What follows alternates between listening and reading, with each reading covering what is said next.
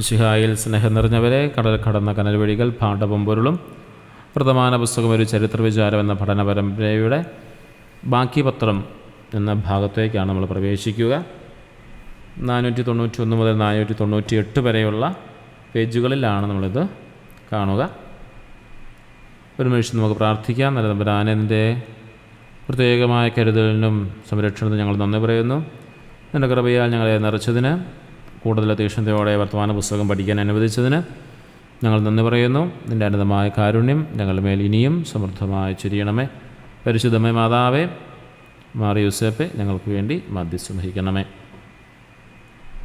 പ്രിയ സഹോദരങ്ങളെ, മലയാളത്തിലെ പ്രഥമ സഞ്ചാര സാഹിത്യകൃതിയായ വർത്തമാന പുസ്തകത്തിൻ്റെ ഉപസംഹാരവും മലങ്കര നസ്രാണി സഭയുടെ ചരിത്രത്തിലെ ഏറ്റവും ദാരുണമായ അധ്യായവുമായ മാർ കരിയാറ്റിയുടെ ബാക്കി പത്രമെന്ന ഈ ഭാഗത്തെക്കുറിച്ചുള്ള ക്ലാസ്സാണ് നമ്മളിന്ന് കാണാൻ പോകുക. വർത്തമാന പുസ്തകത്തിൻ്റെ ലഭ്യമായ പാദങ്ങൾക്ക് ശേഷമുള്ള ചരിത്രവരികളിലേക്ക് വെളിച്ചം വീശുന്നതാണ് ഈ ഭാഗം. മലങ്കര സഭയുടെ പ്രഥമ തദ്ദേശീയ മെത്രാപ്പൊലീത്തയായ മാർ ജോസഫ് കരിയാറ്റിയുടെ വിദേശയാത്രയുടെ വിജയവും തുടർന്നുണ്ടായ ദാരുണമായ അന്ത്യവും 5 പ്രധാന ആശയങ്ങളായി നമ്മൾ നൽകുകയാണ്. ഒന്നാമത്തെ ആശയം ഇതാണ്: കപ്പലിൽ നിന്നുള്ള കത്തും യാത്രാവഴികളും ചരിത്രമായ തെളിവാണ്. ലിസ്ബണിൽ നിന്നും മെത്രാപ്പൊലീത്തയായി അഭിഷിക്തനായ ശേഷം മാർ കരിയാറ്റിയും പാറേമാക്കൽ തോമാ കത്തനാരും 1785 ഏപ്രിൽ മലബാറിലേക്ക് തിരിച്ചു. എന്നാൽ കപ്പൽ കൊച്ചി തുറമുഖത്ത് അടുപ്പിക്കാതെ നേരെ ഗോവയിലേക്കാണ് നീങ്ങിയത്. കൊച്ചി തീരത്തുകൂടി കടന്നു പോകുമ്പോൾ 1786 ഏപ്രിൽ 2 പാറേമാക്കൽ മലങ്കരയിലെ പള്ളിക്കാർക്ക് കപ്പലിൽ വെച്ചൊരു കത്തെഴുതി. ഈ കത്തിൻ്റെ റോമിലുള്ള വിവർത്തനം ഡോക്ടർ പ്ലാസിഡ് ജെ പൊടിപാറ ഇംഗ്ലീഷിലാക്കുകയും പിന്നീട് DC ബുക്സ് മലയാളത്തിൽ പ്രസിദ്ധീകരിക്കുകയും ചെയ്തു. കത്തിൻ്റെ പ്രസക്തി ഇതാണ്: തങ്ങൾ പൂർണ്ണ ആരോഗ്യന്മാരാണെന്നും എന്നാൽ നേരെ ഗോവയിലേക്കാണ് പോകുന്നതെന്നും കത്തിൽ വ്യക്തമാക്കുന്നു. ശത്രുക്കൾ എന്തെങ്കിലും ചതി പ്രയോഗിച്ചേക്കാമെന്ന ഭയത്താൽ സെപ്റ്റംബർ കഴിഞ്ഞിട്ടും ഞങ്ങൾ നാട്ടിലെത്തുന്നില്ലെങ്കിൽ പള്ളികളുടെ നാമത്തിൽ കത്തയക്കണം, കുറച്ചു പേർ ഗോവയിലേക്ക് വരണം എന്ന നിർണായകമായ മുന്നറിയിപ്പ് പാറേമാക്കൽ ഈ കത്തിലൂടെ നൽകിയിരുന്നു. രണ്ടാമത്തെ ആശയം ഇതാണ്: പറങ്കി പാതിരിമാരുടെ ഭീതിയും ആസൂത്രിത ചതിയും. മാർ കരിയാറ്റി മലങ്കരയുടെ മെത്രാപ്പൊലീത്തയായി നാട്ടിലെത്തിയാൽ തദ്ദേശീയരായ നസ്രാണികൾ മുഴുവൻ അദ്ദേഹത്തിൻ്റെ പിന്നാലെ പോകുമെന്നും അതോടെ തങ്ങളുടെ വിദേശാധിപത്യവും സർവാധികാരങ്ങളും എന്നേക്കുമായി നഷ്ടമാകുമെന്നും പോർച്ചുഗീസ് പറങ്കിമാർ ഭയപ്പെട്ടു. അദ്ദേഹത്തെ മലങ്കരയിൽ കാലുകുത്താൻ അനുവദിക്കില്ലെന്നവർ ശപഥം ചെയ്തു. ഇതിനായി ഗോവാക്കാരായ 2 പാതിരിമാരെയും 4 പരിചാരകരെയും കപ്പൽ യാത്രയിൽ തന്ത്രപൂർവ്വം ഇവരോടൊപ്പം കൂട്ടി. യാത്രയിലുടനീളം അവർ കരിയാറ്റി പിതാവിനെ ചൂഷണം ചെയ്തു. സിലോണിനടുത്തുള്ള ഗാലെ ദ്വീപിൽ കപ്പൽ നങ്കൂരമിട്ടപ്പോൾ പരിചാരികൾ ഒരാൾ മെത്രാപ്പൊലീത്തായുടെ ഔദ്യോഗിക ചിഹ്നങ്ങളായ പാലിയവും അംശവടിയും മോഷ്ടിച്ച് കടന്നു കളഞ്ഞു. യഥാർത്ഥത്തിൽ കൊച്ചിയിൽ ഇറങ്ങാൻ അനുവദിക്കാതെ ഇവരെ ഇരുവരെയും ബന്ദികളാക്കി ഗോവയിൽ എത്തിക്കുകയായിരുന്നു അവരുടെ ലക്ഷ്യം. മൂന്നാമത്തെ ആശയം ഇതാണ്: ഗോവയിലെ തടവറയും ദുരൂഹ മരണവും. ഗോവയിലെത്തിയ മാർ കരിയാറ്റിയും പാറേമാക്കൽ തോമാ കത്തനാരെയും വേറെ വേറെ മുറികളിലാണ് പാർപ്പിച്ചത്. പരസ്പരം ബന്ധപ്പെടാൻ അവരെ അനുവദിച്ചില്ല. പൂർണ്ണ ആരോഗ്യവാനായി ഗോവയിലെത്തിയ മാർ കരിയാറ്റി പെട്ടെന്ന് രോഗബാധിതനായി. വ്യാജ വൈദ്യന്മാരുടെ ചികിത്സയും പിതാവ് വിസമ്മതിച്ചിട്ടും ബലം പ്രയോഗിച്ച് മരുന്ന് കഴിപ്പിച്ചതും ഒടുവിൽ ദാരുണമായ മരണത്തിലേക്ക് നയിച്ചു. അദ്ദേഹം മരണാസന്നനായതോ അന്ത്യകുദാശ നൽകിയതോ ഒന്നും തൊട്ടടുത്ത മുറിയിലുണ്ടായിരുന്ന പാറേമാക്കലിനെ അറിയിച്ചില്ല. 1786 സെപ്റ്റംബർ 10 മാർ കരിയാറ്റി പനി ബാധിച്ചു മരിച്ചു എന്ന വാർത്തയാണ് പുറത്തുവിട്ടത്. മരണസമയത്ത് പോലും തൻ്റെ ആത്മമിത്രത്തെ ഒരു നോക്ക് കാണാൻ വിദേശികൾ അനുവദിച്ചില്ല. മൃതസംസ്കാര ചടങ്ങുകളിൽ പോലും പാറേമാക്കലിനെ പങ്കെടുപ്പിച്ചില്ല എന്നത് ഈ മരണത്തിന് പിന്നിലെ നിഗൂഢത വ്യക്തമാക്കുന്നു.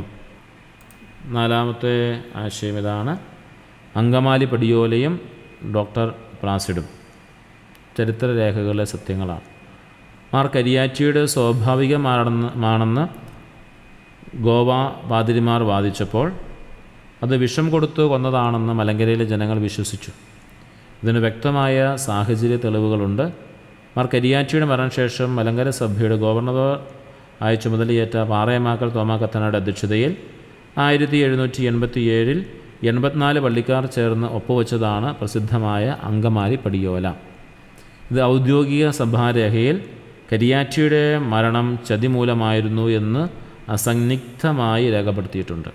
ഈ വസ്തുത 1976 reverend doctor Placid J Podipara എഴുതി the hierarchy of the Syro Malabar church എന്ന ചരിത്ര ഗ്രന്ഥത്തിൻ്റെ 150-ാം പേജിൽ വ്യക്തമായി ഉദ്ധരിച്ചിട്ടുണ്ട്. അഞ്ചാമത്തെ ആശയം ഇതാണ്: ഭൗതിക അവശിഷ്ടങ്ങളുടെ പുനഃസ്ഥാപനം. ഭാരതത്തിലെ പ്രഥമ തദ്ദേശീയ മെത്രാപ്പൊലീത്തായും മാതൃസഭയ്ക്കു വേണ്ടി ജീവനർപ്പിച്ച ധീര രക്തസാക്ഷിയുമായ മാർ ജോസഫ് കരിയാറ്റിയുടെ ഭൗതിക ശരീരം ആദ്യം സംസ്കരിച്ചത് ഗോവയിലെ സെൻറ്റ് കാതറീൻസ് കത്തീഡ്രൽ പള്ളിയുടെ മധ്യബഹയിലായിരുന്നു. പിന്നീട് മോൺസിഞ്ഞോർ ജോൺ കച്ചറമറ്റത്തിൻ്റെ നേതൃത്വത്തിലും കത്തോലിക്ക കോൺഗ്രസിൻ്റെ സഭാ നേതൃത്വത്തിൻ്റെയും സഹകരണത്തോടെ ഈ ഭൗതിക അവശിഷ്ടങ്ങൾ ഗോവയിൽ നിന്നും അദ്ദേഹത്തിൻ്റെ ജന്മനാടായ ആലങ്ങാട്ടേക്ക് കൊണ്ടുവന്നു. 1961 ഏപ്രിൽ 11 മാർ ജോസഫ് പാറേക്കാട് തിരുമാനിയുടെ മുഖ്യ കാർമ്മികത്വത്തിൽ ആലങ്ങാട് സെൻറ്റ് മേരീസ് പള്ളിയുടെ മധ്യബഹയിൽ ഇത് പുനഃസ്ഥാപിച്ചു. പിന്നീട് ഭക്തജനങ്ങൾക്ക് പ്രാർത്ഥിക്കാനായി ഇത് ഹൈക്കൈലയിലേക്ക് മാറ്റി 2021 ജൂലൈ 25 മാർ ആൻ്റണി കരിയിൽ തിരുമേനിയുടെ കാർമ്മികത്വത്തിൽ കബറിടം ആശീർവദിച്ച് ഭൗതിക അവശിഷ്ടങ്ങൾ വീണ്ടും സുരക്ഷിതമായി പുനഃസ്ഥാപിക്കുകയുണ്ടായി. ക്ലാസ് സമാപിച്ചു. ഇനി ചോദ്യോത്തരങ്ങളിലേക്ക്.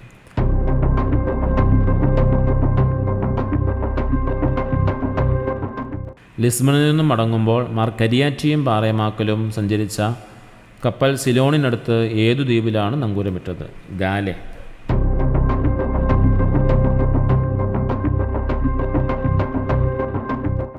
കൊച്ചി തുറമുഖത്തിനോടടുത്തുകൂടി കടന്നു പോകുമ്പോൾ പാറേമാക്കൽ മലങ്കരയിലെ പള്ളിക്കാർക്ക് എഴുതിയ കത്തിൻ്റെ ഇംഗ്ലീഷ് വിവർത്തനം നിർവഹിച്ച ചരിത്രകാരനായ reverend doctor Placid J Podipara CMI.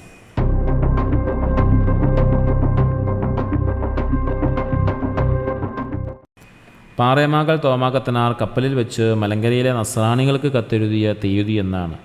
1786 April 2.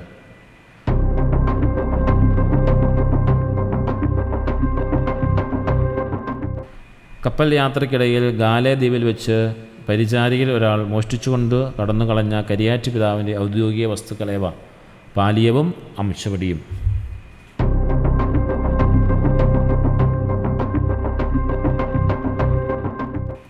Goan അധികാരികളുടെ പ്രഖ്യാപന പ്രകാരം മാർ കരിയാറ്റി മെത്രാപ്പൊലീത്ത ഏത് രോഗം ബാധിച്ചാണ് മരണപ്പെട്ടത്? പനി ബാധിച്ച്.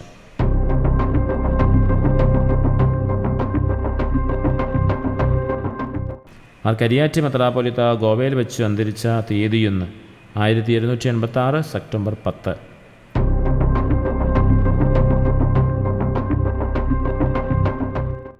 മാർ കരിയാറ്റിയുടെ മരണം ചതിമൂലമായിരുന്നുവെന്ന് പാറേമാക്കലിൻ്റെ അധ്യക്ഷതയിൽ കൂടിയ ഏത് ഔദ്യോഗിക രേഖയിലാണ് രേഖപ്പെടുത്തിയത്?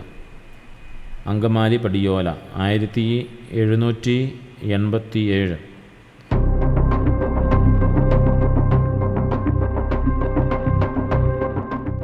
The hierarchy of the Syro Malabar church എന്ന ചരിത്ര ഗ്രന്ഥം രചിച്ചതാര്? ഏതു വർഷമാണിത് പ്രസിദ്ധീകരിച്ചത്? Reverend doctor Placid J Podipara 1976.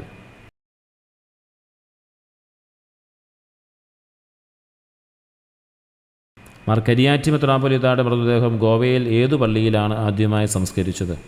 Cent കാതറീൻസ് cathedral പള്ളിയുടെ മധ്യബഹയിൽ.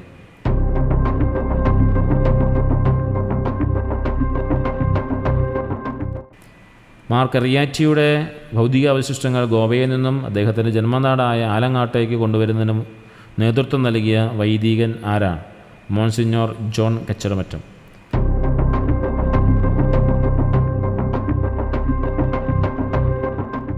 (1961) ഏപ്രിൽ 11 ആലങ്ങാട്ട് സെൻറ്റ് മേരീസ് പള്ളിയിൽ ഭൗതിക അവശിഷ്ടങ്ങൾ പുനഃസ്ഥാപിച്ച ചടങ്ങിന് മുഖ്യ കാർമ്മികത്വം വഹിച്ച സഭാമേലധ്യക്ഷനാര്? മാർ ജോസഫ് പാറേക്കാട്ടിൽ തിരുമേനി.